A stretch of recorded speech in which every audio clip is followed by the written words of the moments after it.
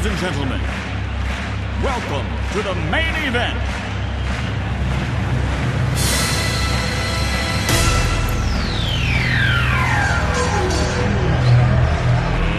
Let's get ready to rumble!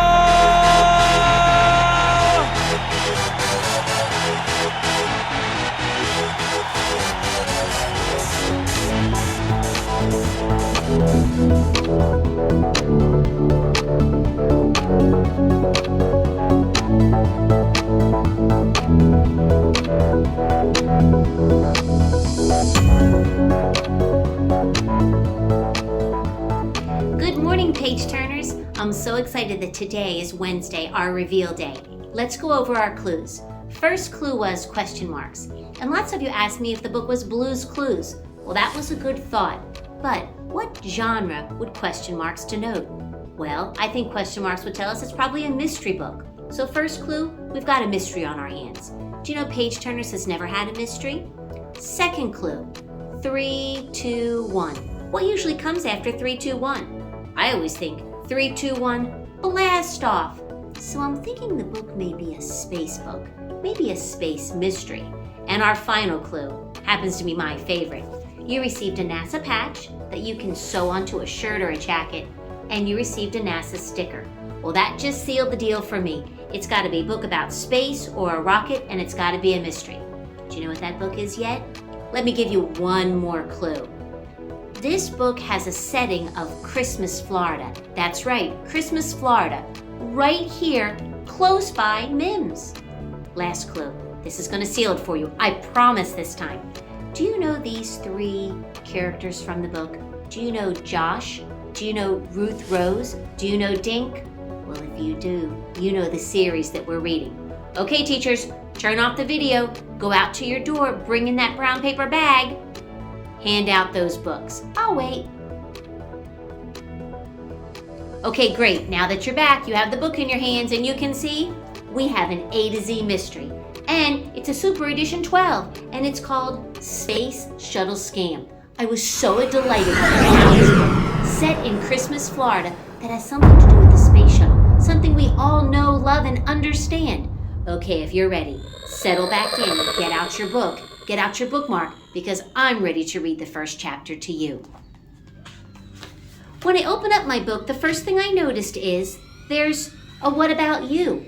This is a place where I can go, and it tells me if I look at every picture in this book, not the first picture at the beginning of every chapter, the one that's exactly the same, but if I look at every picture in the book, there's a letter hidden in that picture, and it's going to help me come up with a secret message. Let's give it a try. I noticed on the next page, title page of course, next page was a map. I absolutely love a book with a map. Now take time when it's not me reading to you and go through and take a look at the map. It helps you figure out where everything is in the story. Okay, settle in, my page turners. Here's our first chapter. Chapter 1. We'll look for the letter later. All right, folks, we've been cleared for takeoff. Wallace turned the engine key and adjusted the throttle. The propeller began whirling as he let up on the foot brakes. His small airplane raced down the airport runway in Hartford, Connecticut, then lifted off into the April sky. We're off, he cried. Dink, Josh, and Ruth Rose were buckled into the seats behind Walker. Walker's sister Wallace sat in the front passenger seat. Florida, here we come, she said. All right, here's the picture, and this is where I'm looking for the letter. Kind of see if you can find it. I'll give you a second. If you see it or don't see it, take a look. It's right over here, and it's the letter Y, like for yes. Am I going to get airsick? Josh asked. You'd better not, Dink said. I'm right next to you. Me too, said Ruth Rose, who sat on Josh's other side. The kids wore jeans and sweatshirts. Ruth Rose liked to have everything match, so her headband, shirt, and jeans were the color of spring violets. Her sneakers and backpack were the same color. We should have a smooth ride, Wallace said. We'll be in Florida before you know it.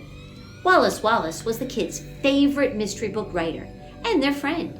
She was going to Florida to visit her Aunt Alice and had invited Dink, Josh, and Ruth Rose to join her. They were headed to the town of Christmas, Florida, where Aunt Alice lived.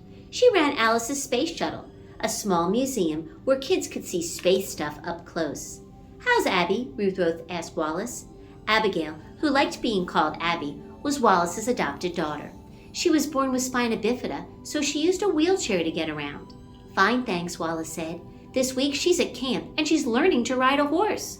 "Can you tell us what your new book is about?" Dink asked Wallace.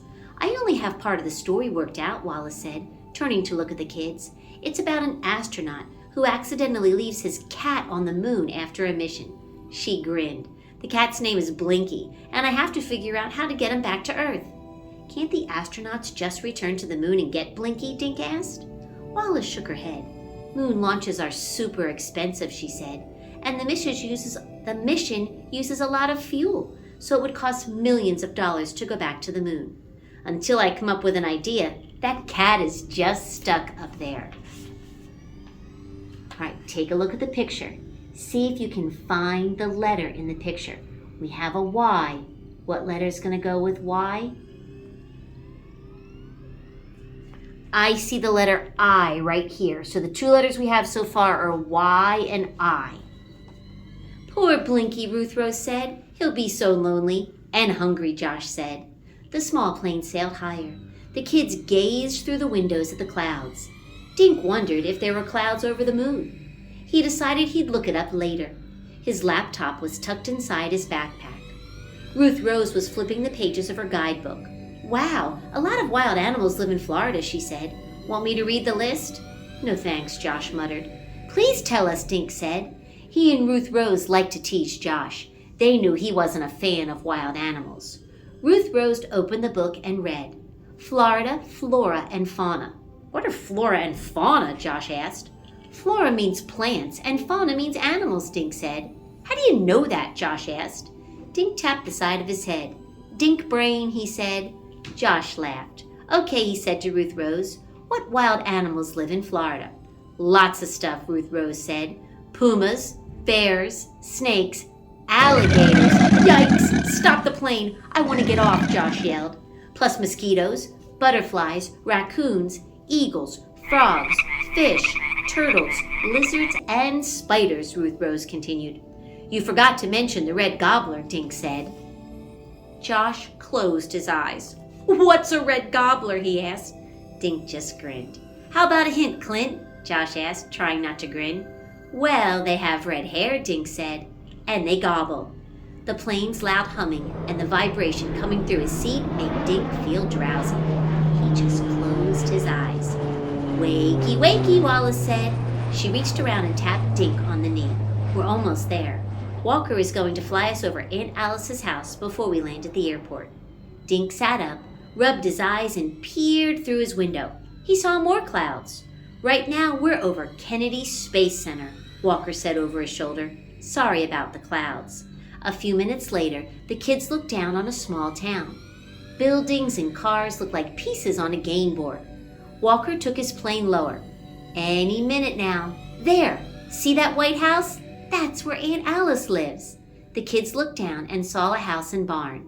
Spreading wide behind the barn was a jungle-like forest that seemed to go on for miles. 2 cars were parked in the driveway on the right side of the house. "We'll land in about 5 minutes," Walker said. He turned the plane and headed Roger, for the airport. Flight 807, approaching runway 7 Well, that's Bravo. the end of Chapter 1. What do you think? I'm hooked. I can't wait to find out what the scam is about the space shuttle. Can you? Make sure you read tonight so that you can keep up with our clues and you can get a space-themed prize. See you guys.